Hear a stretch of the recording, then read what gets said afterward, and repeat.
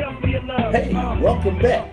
KAS 411. This is the KAS 411 midweek podcast that we give our viewers the information of all that takes place in real estate. Now, not only real estate, but also the different areas of life that, help you grow and help you keep going. Today, I got my good friend here, Rod from North American Title Company, and we're going to get into what is title. But as always, I usually have just a little spiel beforehand because I like to keep everybody educated. So here we go. What exactly is title insurance? Well, when a property is financed, bought, or sold, a record of that transaction is generally filed in public archives. Likewise, records of other events that may affect the ownership of a property, like liens or levies, are also archived. So when you buy a property, we have experts in the field like Rod and his company that will research that and kind of tell you what's going on with the property. Is it safe to purchase? Does it have anything, liens or levies on the property? And good friend Rod, I work with him quite a bit, in title. And he has a unique way of approaching how title is all about. So Rod, why don't you go ahead and introduce yourself and let them know what your background is and how long you've been in it. Sure. And you used to be on one side of it, and now you're on the other. Right. So basically, I am a title sales rep. I'm with North American Title now. But previously, I was a title officer. So I was a TO, title officer, for about 20 years. Mm-hmm. Basically paid my dues, basically underwriting most of my files. I was the one getting all the documentation, going back and forth with escrow, with the realtors, with the loan officers, making sure we had everything we need to close the deal. So now 20 years later, I decided, hey, you know what? I have all this experience in title.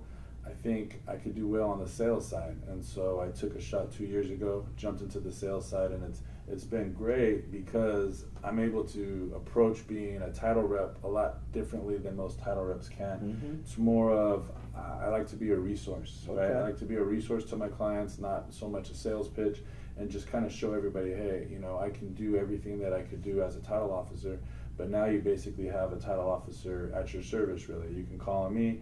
I don't have to basically say, hey, great question, let me find out, and then an hour later get back to you. More times than not, I can answer most questions right up front. So, and one of the key things about title is that it's one of the first things that you want to really investigate before you kind of go forward. So before I do any of my deals, I'm usually in contact with Rod in reference to pulling me a profile on the particular property so that we can see the in-depth. It goes all the way back to when that property actually was purchased, when it was sold, who else, if it's been in the family for many years. So that's the real interesting thing about it. So why does someone need title insurance, Rod? In a nutshell, peace of mind. But basically, the bigger picture is when you get title insurance, especially in a real estate and a purchase transaction, the whole purpose is to ensure the new buyer free and clear title. So if a buyer was to, for some crazy reason, say, I don't want title insurance, and they were to purchase the property, and then all of a sudden you have a lien holder from the past come and say, hey, wait a second, I had a lien on that property against the old owner, now I'm passing this on to you, I'm suing you for whatever. Okay. Or maybe you have an heir of the property from way back that felt like they never deeded off their ownership, and that they have a claim to that property, right? So if that was the case without title insurance, you'd basically be having to defend yourself. So you're going to go have to hire an attorney, pay all sorts of attorney fees and whatnot. With title insurance, if for some reason title missed something and something like that was to occur, you'd say, hey, here's my title policy, North American, you handle it. And now they have to back up their policy because they're going to do a very in-depth investigation on that property, on the sellers, to make sure that they don't miss anything. They go way back sometimes to when the first purchase from the builder sold it to the first, owner of the property. So when it was dirt. Pretty much. And built up with the development and then go ahead and sold. Okay. Correct. Very good. Now, why and what does a title search look like when you do a title search so they kind of understand? So you have viewers out here that maybe renting now and want to purchase a property. So Right. this is going to be brand new to them. So we're going to have to break it down. Down to the basics. Yeah, so basically, like I said, first thing they're going to do is they're going to go all the way back, what we call a chain of title. So we're going to go back to the beginning of the chain of title when that property was first sold, and we're going to check ownership, right? So we're going to check all the ownership that happened from then all the way till now. Make sure that everybody that was deeding on or off deeded out in the correct manner, so that the person who thinks they're on title now is actually the correct seller, or Okay. if we're doing a loan policy, borrower. We're also going to check for any liens, and we're going to make sure that all those liens were satisfied and that there's no existing liens. And if there are, then we have to make sure that through the close of escrow that we take care of those liens. That's basically in a nutshell, but I mean, we're looking at different things like easements that run across the property, CC&Rs, which are kind of like the rules of the neighborhood. If a buyer is going to buy the property and they're thinking, hey, I see this property, 1-story home, I want to build a second story, I want to paint my house blue. Well, they, throughout the CC&Rs, the rules of the neighborhood, they might not be allowed to. So you, as an agent, wouldn't want to do the disservice to your client and not inform them of that. So we create the preliminary title report, all those CC&Rs, the easements, they're all going to be on there. You can always request copies of them, provide them to your buyer so that they know what they're getting into. Okay. So you brought up a word, maybe foreign to some, easement. Okay. So what does that consist of? Because I notice outside of some of the properties you have like these little boxes and different things. So let's kind of can you talk to that? Easements in the simplest form is that you're giving someone else the right to access your property. So maybe you have a public utilities, maybe there's gas lines that run underneath the ground, right? So if so, you can't build a structure on top of, like say in your backyard where there's an easement running underneath it, you can't build a structure there that would not allow them to have access to that easement. So when you have certain easements that run with the property, as an agent, you can say, hey, Rod, I see we have 3 easements on this report. Can you order me what we call plotted easements? We can give you basically a map or a diagram actually of the lot and kind of outline where these easements are. So now your buyer knows, oh, okay, I can put a pool here because there's no easement running directly through the back of my backyard. So. Very good point, very good point.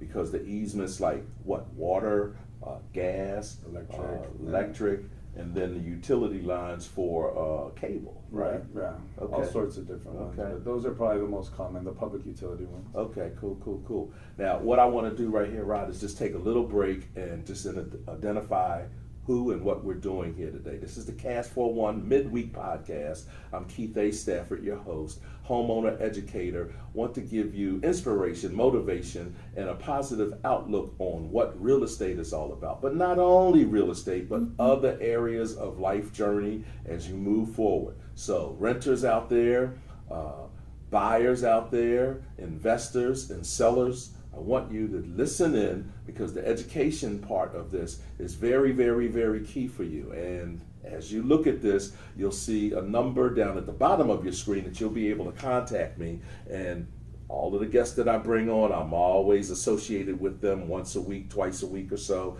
that I'll be able to contact them and give you the best information for you to make the best decision for the rest of your life. We're sitting here with Rod from North American Title Company, and he's been giving us a little bit of education on what title insurance is all about. So how does title work with escrow? 2 different components here, Right. entities, should I say, and give us a little bit of So basically, when you as an agent are under contract, you've agreed, and now you have to open up escrow, right? So escrow is going to be open, and then escrow is going to go ahead and open up title. So title and escrow, they work together basically simultaneously. They go back and forth. We create what's called a preliminary title report, which outlines all the items that we are going to insure and some that we won't insure on. And so the ones that we won't insure on, we explain what it is we need to get in order to get rid of those items so that we can give a free and clear policy to the buyer. So we basically, in a nutshell, tell escrow, hey, this is what we need for this item, this is what we need for this item. Escrow deals with the buyers, the sellers, they get all the stuff that we need, they give it to title, title reviews it, If we say, okay, this is exactly what we needed, we're good, we're clear on this, we're clear on this, now we're able to close. When issues come up, then yeah, we go back and forth with escrow to clear those items up. And that's, a title, when I was a title officer, I would say 90% of the time I'm talking to escrow officers all day long.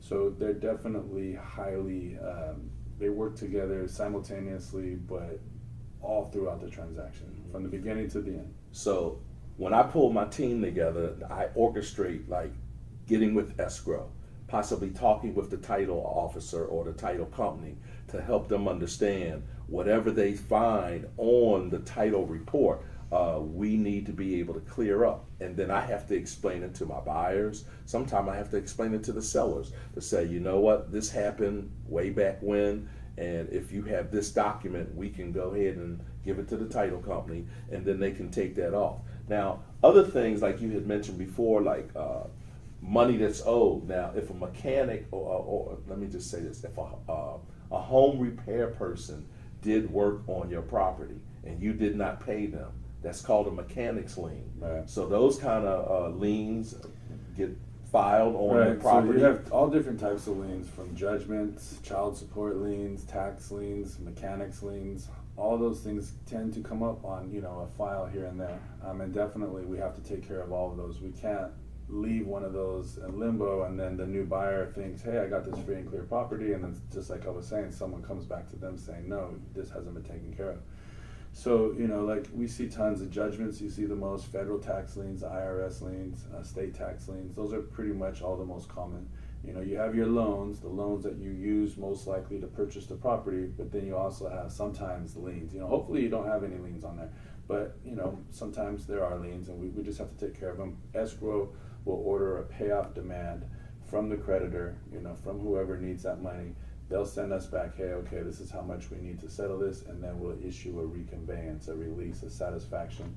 That way we can record that release during closing, and so now when the buyer does, get his or her policy, and if someone was to ever look back and say, hey, wasn't there a lien? They can say, yeah, but now it was released, it was satisfied, it was reconveyed, and they'll record that proof onto public record. Excellent. Now, just to be clear, a lot of these liens are not on the buyers. This is on the seller, Right. the individual that owns the home right now. So these liens come up, and it could have been a divorce that ended up happening. And one of the spouses, is to get part of the funds there. So she would put some sort of claim on the house. So these are claims when we talk about liens or levies or mechanics documents that are on there if you did not pay them. I just want to be clear so that when a buyer purchased a home, you want to be aware that all of this is taken care of before you can purchase that home with clear title, and you can walk away and all of that is paid off. So that separates out from sellers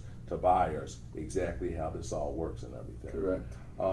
Just want to identify one more time, who's your realtor? Keith A. Stafford, here to give you the midweek podcast of KAS 411, inspiration, motivation, and education on real estate and all of the journey of what it takes place with that. We've been sitting here with Rod from North American Title Company. Do you have any last words that you'd like to tell our viewers, man, to inspire them to buy as much real estate as they possibly can?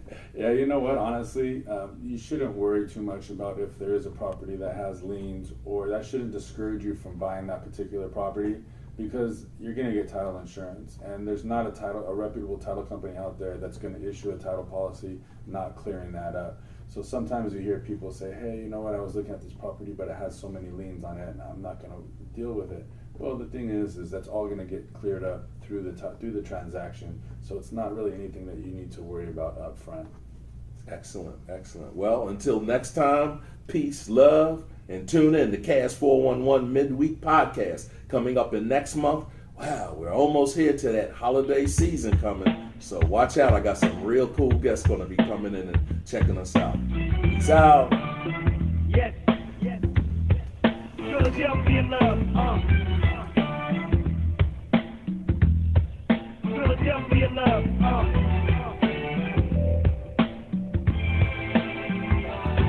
Yo, back in the day, that's just the way it was. Most of the tracks out of Philly, they sang about love like me. And Mr. Jones from my boy Billy Ball to the OJ singers or the love train, y'all. That la la la la la la means I love you, sexy, so fine, saying hey, love too. As you listen to these words of the story I tell about the music and the artists who perform so well from the city of free.